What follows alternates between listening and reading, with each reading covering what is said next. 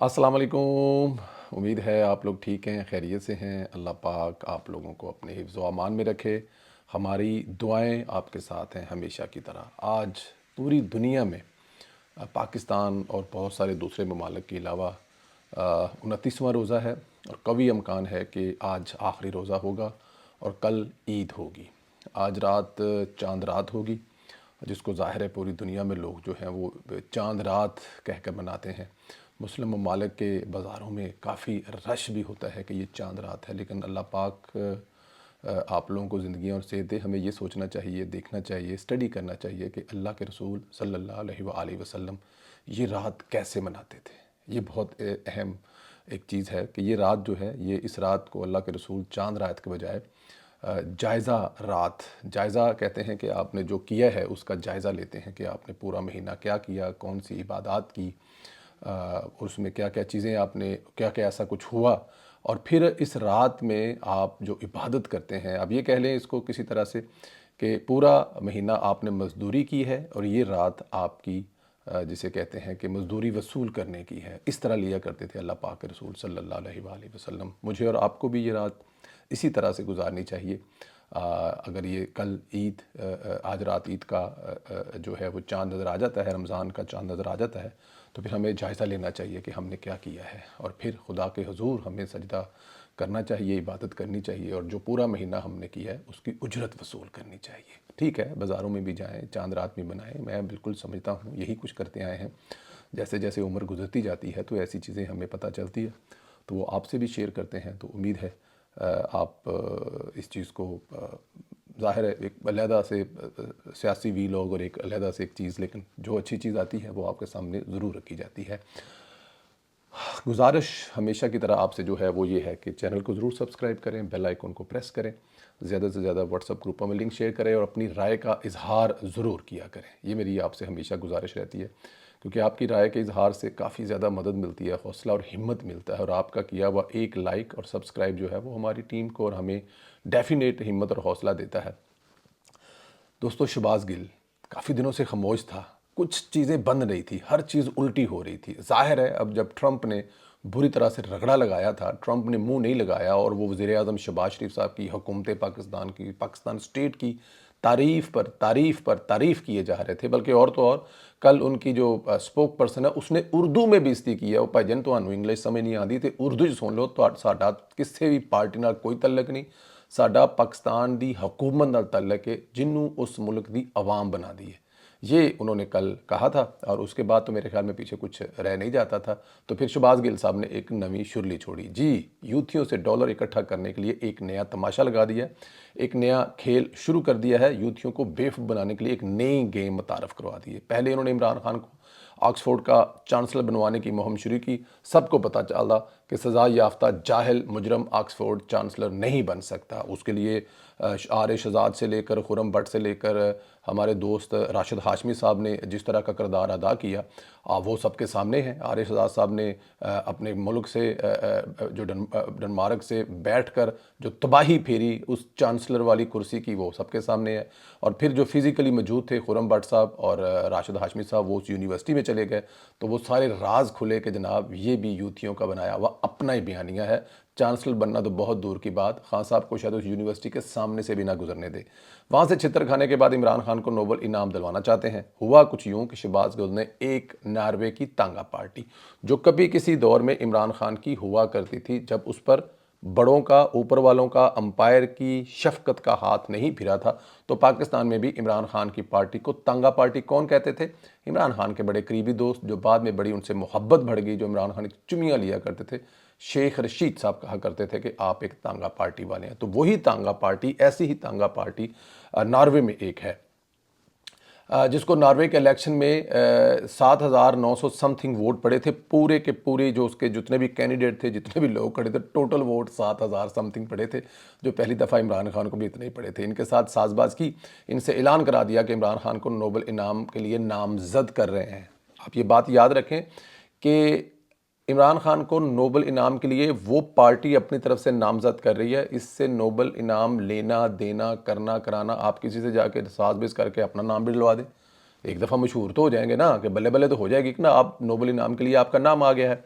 پھر آپ یہ دیکھیں کہ جنہوں نے نامزد کرنا تھا تو وہ بہت پہلے نامزد کر چکے ہیں. کیوں کر چکے ہیں کہ اصل حقیقت یہ ہے کہ نوبل انعام کی نامزدگی کی آخری جو تاریخ ہے وہ 31 جنوری تھی.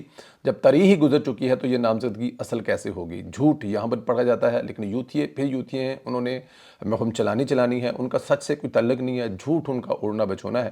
آخر میں چاہے عمران خان کی ضلالت ہو، جیسے آکسفورڈ مہم ہوئی تھی، ہر سال ہزاروں افراد کے نام تجویز کیے جاتے تھے، دوسرے مرحلے پر اکثریت فارغ ہو جاتی تھی. اس کھیل میں عمران ریاض، شہباز گل مبینہ طور پر پارٹنر ہیں، دونوں مل کر بیوقوف بنا رہے ہیں اور یوٹیوب سے ظاہر ہے پیسے کمانے کی جو کوشش ہے وہ کر رہے ہیں. یہ ان کا دھندا ہے، یہ ان کا کام ہے. اور میں آپ کو ایک بات بتاؤں، قوم یوتھ ایک ایسی بیوقوف قوم ہے، یہ وہ جو کبھی ہم بچپن میں مثال سنا کرتے تھے، ابھی بھی سنتے ہیں کہ اگر آپ کو کسی کا کتا آپ کا کان لے کر بھاگ گیا تو یہ وہ قوم ہے جو اپنا کان نہیں چیک کرتے اور کتے کے پیچھے بھاگتے جاتے ہیں کہ کتا ہمارا کان لے گیا. یہ قوم یوتھ وہ ہے جس کا کان کتا لے کے بھاگ جاتا ہے. تو یہ اپنے کان کو ہاتھ نہیں لگاتے، کتے کے پیچھے بھاگتے رہتے ہیں. پھر اینڈ میں ان کو پتہ لگتا ہے کہ یار یہ تو سارے نال ہاتھ ہو گیا، ٹھیک ہے نا.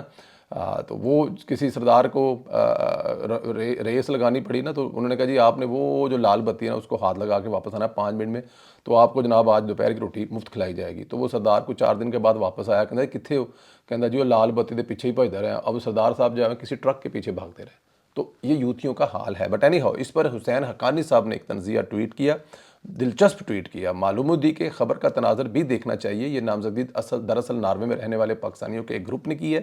ناروے کی جس پارٹی سے وہ بستہ ہے، اس کی ناروے کی پارلیمنٹ میں کوئی سیٹ نہیں. 2021 کے انتخابات میں سے 7,836 ٹوٹل ووٹ جو ناروے کے ہیں اس کا 0.3% ملا ہے.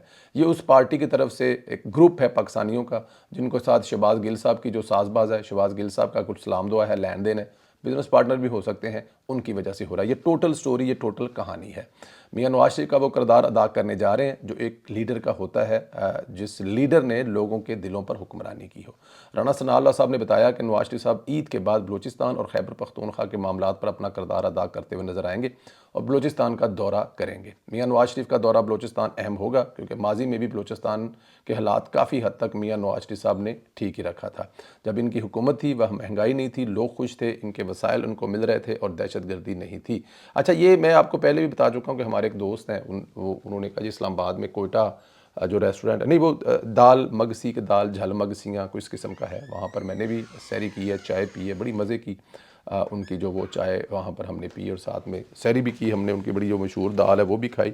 تو وہ کہتے ہیں وہاں پہ انہوں نے پوچھا ایک بچے سے جو کوئٹہ سے تھا کہ یار آپ کے کوئٹہ میں سکون کب تھا؟ تو انہوں نے کہا جب نواز شریف کی حکومت تھی، ڈاکٹر عبد المالک کے ساتھ مل کر انہوں نے بنائی تھی، تب سکون تھا. ہمیں وہاں پہ کوئی گولیاں چلتی نظر نہیں آئی، پاکستان کا جھنڈا لہراتا نظر آیا، بلوچستان ایک دفعہ پھر آباد ہو گیا، وہاں پر جاب، کام، کاروبار سب ٹھیک ہو گیا. تو یہ اور وہ اس کے بعد آپ نے ڈاکٹر عبد المالک صاحب کا جو بیان ہے وہ میں یہاں پر اب کیا کوٹ کروں. انہوں نے ایک ٹی وی ٹاک شو میں کہا کہ سب معاملات ٹھیک ہو چکے تھے، بلوچستان کے تمام لوگ جو ہے وہ اس پر متحد ہو گئے تھے، اور پھر اس کے بعد جو عمران خان کو لانے والا اور نواز شریف کو نکالنے والا سلسلہ ہوا تو اس نے ہر چیز کو چوپٹ کر دیا.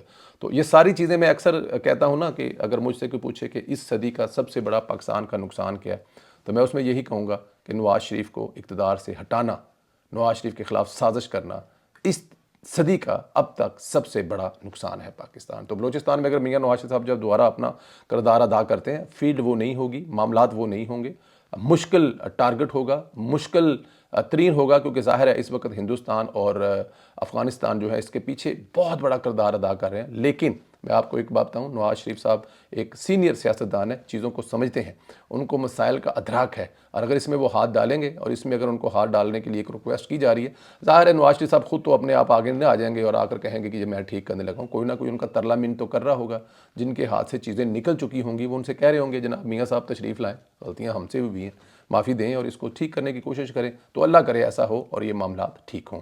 قاضی فیض صاحب کی ایک جھلک نے پھر یوتھیوں کو تتے توے پر بٹھا دیا ہے. قاضی صاحب کی ایک تو یوتھیوں کو تڑپانے کے لیے کافی ہوتی ہے. قاضی صاحب کی ایک تازہ تصویر سامنے آئی ہے جس میں ان کی داڑھی اور سر کے بال سفید ہیں. یوتھیے نے اس خوبصورت تصویر کو پر بھی میرے خیال میں اب میں کیا کہوں، قاضی صاحب کے خلاف مہم جائی شروع کر دی ہوں. سوچتا ہوں قاضی صاحب کا نام تو یوتھیوں کو قیامت تک تڑپانے کے لیے انف ہوگا. قاضی صاحب اس میں بڑے سونے لگ رہے ہیں، چٹے گورے، جی چٹی داڑھی، چٹے وال، مسکراتے ہوئے. میں تو اسے کہوں گا کہ بلکہ میں نے کل ٹویٹ کیا تھا کہ گلی میں آج چاند نکلا ہے، نور تڑپ رہا ہے قاضی صاحب کے. دیکھیں قاضی صاحب جو کام کر گئے ہیں نا، خدا کی قسم، دیکھیں کتنا سکون کر گئے ہیں. اب وہ جو بیٹھے ہوئے تھے آس لگا کر کہ جیسے ہی شاہ صاحب تشریف لائیں گے اور الیکشن جو ہے اس کو متنازع دے کر کالے دم دے کر نئے الیکشن کروا کر عمران خان صاحب کو جیل سے نکلوا کر طیب اردگان بنا دیا جائے گا، ان کے خواب مٹ گئے۔ یہ جو سلسلہ چل رہا تھا، ثاقب نثار سے سلسلہ شروع ہوا تھا، اس سلسلے کو قاضی صاحب نے بریک کیا اور عدلیہ کو وہ مقام دیا جو عدلیہ کا ہونا چاہیے۔ اب عدلیہ فیصلے بھی کر رہی ہے، اب عدلیہ ملک کا نظام بھی چلا رہی ہے، اب عدلیہ اپنا جو انصاف کا نظام ہے وہ بھی چلا رہی ہے، اور کسی قسم کے کوئی مسائل نہیں ہے۔ تو یہ کس نے کیا؟ یہ قاضی فائزہ نے کیا۔ تو ظاہر ایک ایسا بندہ جس نے یہ سب کچھ کیا ہے، وہ کیسے برداشت ہوگا یوتھیوں کو؟ یوتھیوں کے لیے قاضی کی تصویر، وہ بھی اتنے دنوں کے بعد، ظاہر ہے وہ بیچارے تصویر ڈھونڈ رہے تھے، قیدی 804 دی، انہوں نے کہا تھا ای تے قیدی 804 دی فوٹو وہاں گے، لیکن وہ فوٹو کی نکل آئی قاضی فائزہ کی۔ دیکھیں رمضان کا مہینہ ہے، اللہ پاک قاضی صاحب کو ان کی ان خدمات کا صلہ دے، جس بھی ملک کے لیے کچھ اچھا کیا ہے خاص طور پہ پاکستان کے لیے، اس کے ساتھ جو ہوا وہ آپ نے دیکھا۔ تو قاضی صاحب کے ساتھ بھی اگر یہ سب کچھ ایسا کرنے کی کوشش کر رہے ہیں جو کہ پہلے بھی بہت سارے لیڈروں کے ساتھ کرتے رہے، تو کوئی بات نہیں ہے، قاضی صاحب بھی اپنا کردار ادا کر گئے۔ بٹ اینی ہاؤ، ہماری آپ سے جو گزارش ہے اس بات پر ضرور کمنٹ کریں، قاضی صاحب کی تصویر والی کہانی پر ضرور کمنٹ کریں، آپ سے گزارش ہے۔ اور ساتھ ساتھ جو ہے وہ میاں نواز شریف صاحب جو ہیں، اگر وہ کردار ادا کرتے ہیں تو کیا بلوچستان کے معاملات سیدھے ہو سکتے ہیں؟ اور اس کے علاوہ شہباز گل نے جو نیا ڈرامہ رچایا ہے، اور عمران خان کو نوبل انعام، جس نے طالبان پوری دنیا میں پھیلانے کا ٹھیکہ لے رکھا ہے، جس نے 40,000 طالبان پاکستان میں بسائے، اور پاکستان آج دہشت گردی کا ان 40,000 طالبان کی وجہ سے نشانہ بن رہا ہے، اس کو نوبل انعام کیا مل پائے گا؟ اس میں کوئی حقیقت ہے یا پھر یوتھیوں کو ٹرک کی بتی کے پیچھے لگایا؟ خیال رکھیں، اجازت دیں، اگلے ویڈیو میں پھر ملاقات ہوگی۔ خدا حافظ۔